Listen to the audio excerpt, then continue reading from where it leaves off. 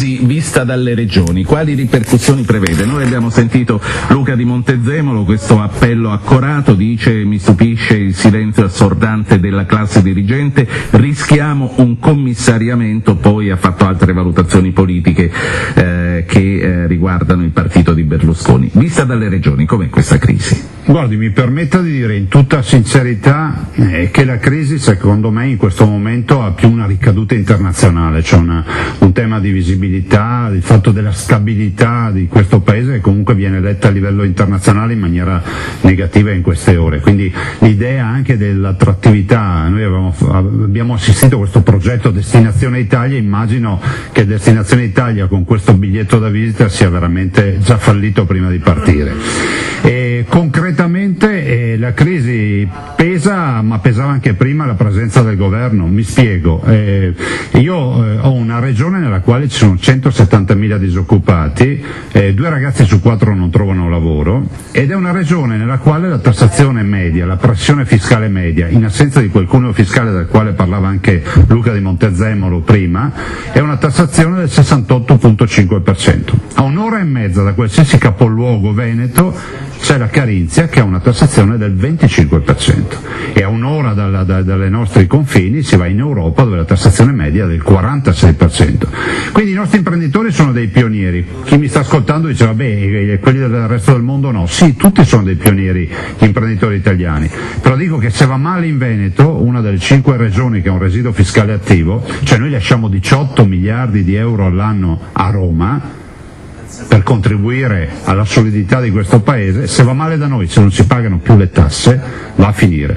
Allora perché le dico questo? Perché la considerazione è che questo governo non ha fatto nulla prima e non sta facendo nulla in queste ore e non farà nulla neanche domani. Le faccio un esempio, lei giustamente prima ha aperto la trasmissione parlando dell'IVA, si è parlato molto di IMU, si parla molto di nuove tasse, ma perché nessuno si chiede e dice che la vera partita non è avere idee?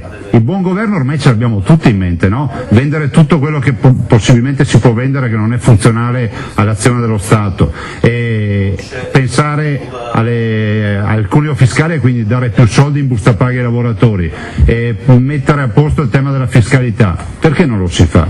Io dico che la vera soluzione è applicare i costi standard in questo paese, chiedere a tutti i cittadini nella pubblica amministrazione di vivere in maniera virtuosa. Qualcuno mi dovrebbe spiegare, glielo dico da Veneto, noi abbiamo aperto gli ospedali di notte. Il lunedì, il mercoledì, il sabato e la domenica, dalle 20 alle 24 i cittadini fanno TAC, risonanze, mammografie. Abbattiamo le liste d'attesa da zero, però ancora non abbiamo capito per quale motivo. Da noi un pasto in ospedale costa 6,5 euro e in giro per l'Italia, ce lo dice il Ministero della Sanità, costa 60-80 euro.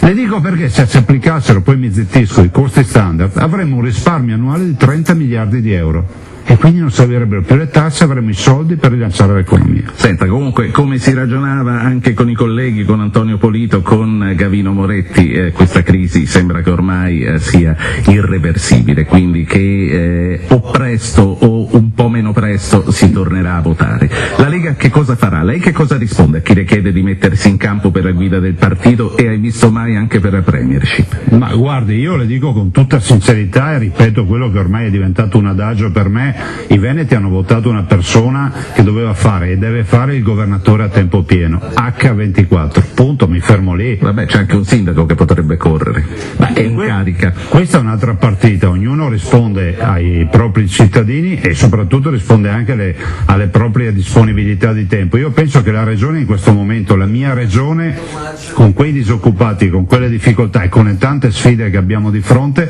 abbia bisogno di una persona che ci sia lì full immersion, come dicono gli inglesi, no?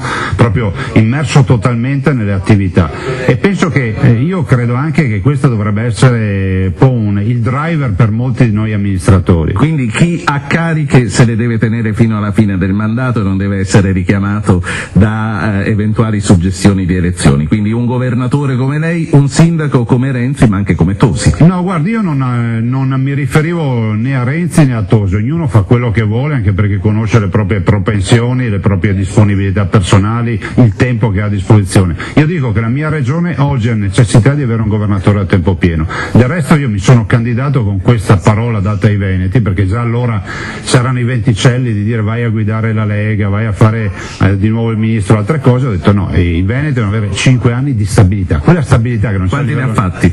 Ne ho fatti 3 e devo dire che abbiamo fatto quelle riforme, me lo lasci dire, le rubo ancora 30 secondi, abbiamo fatto quelle riforme che gli italiani vorrebbero a livello nazionale. Abbiamo ridotto i nostri parlamentari, cioè i nostri consigli regionali, abbiamo eliminato i vitalizi, abbiamo ridotto gli stipendi, abbiamo bloccato a 2 il numero dei mandati del Presidente e abbiamo, udite udite, fatto una nuova legge elettorale che permette ai cittadini di scegliersi i propri rappresentanti. 30 secondi scaduti. La ringrazio per essere stato con noi a Radio Anch'io. Luca Zaia, Presidente della Regione Veneto, Lega Nord. Alberto Quadrio Curzio, economista, editorialista del Sole 24